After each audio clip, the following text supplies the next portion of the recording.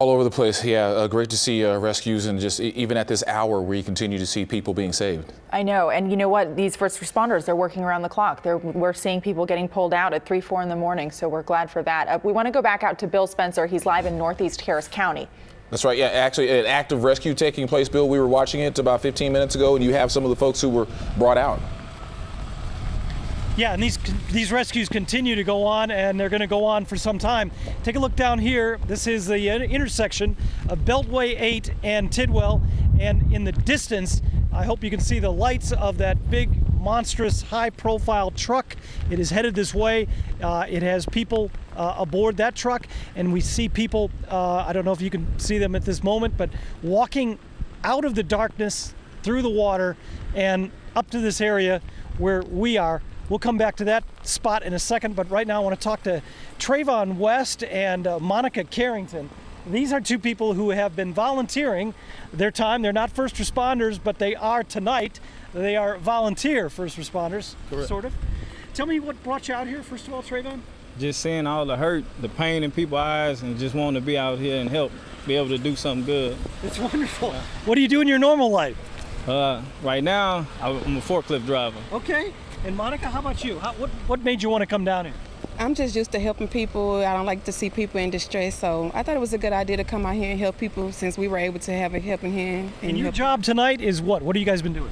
We have been traveling to the ramps to pick up the people that they bring in on the boats and take them to Walmart on Wallaceville. Yeah, they have a staging area, I want to tell you folks, that is the Walmart store. And so everybody that is coming out of this neighborhood is being, they're brought out on the boats, first of all, then they're loaded into whatever high-profile vehicle, right? Yes, sir. And then they are taken from here to this Walmart store in Wallaceville, right? Right. Tell me real quick, you've been in the neighborhood, how deep that water is. Show it to me, tell me. It comes about right here.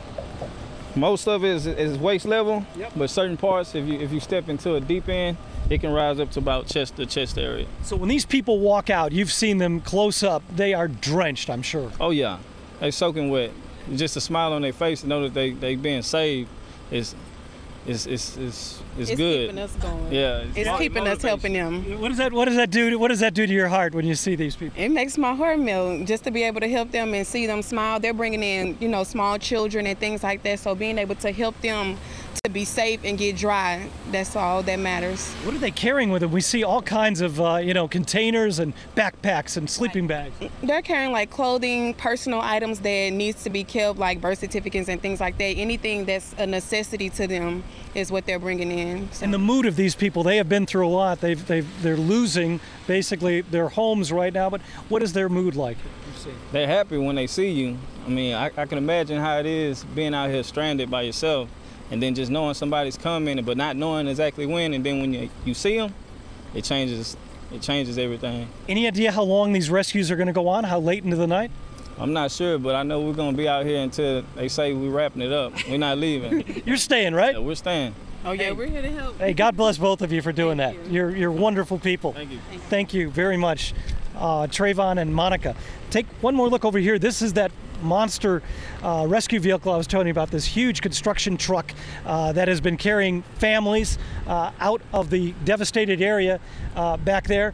If we take a look over at the water, I think you can see people walking out of the darkness and into the light right now. You see that family back there? It's 4 people. I believe it's 4. From my eyesight isn't that great, but from what I see, they have just walked out of the darkness and will be headed this way in the next few minutes. I can't tell right from this spot if those are the rescuers or if those are people who live in the neighborhood. But we'll know when they get a little bit closer. Swing the camera down here, Adrian. You can see more relief workers down here, rescuers, waiting to transport the folks to that Walmart store. These are some of the trucks they've got parked here. They're going to load the people up, and as we said, once they get off the boats, they're loaded into these trucks and they're taken to the Walmart store over in Wallaceville. It's a pretty unbelievable operation. I believe it's all being headed up by the Harris County Precinct 3 Constable's Office.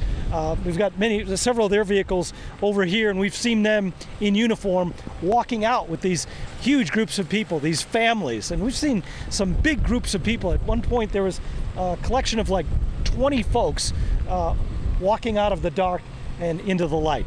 It's pretty neat to see this. Reporting live, this is Bill Spencer.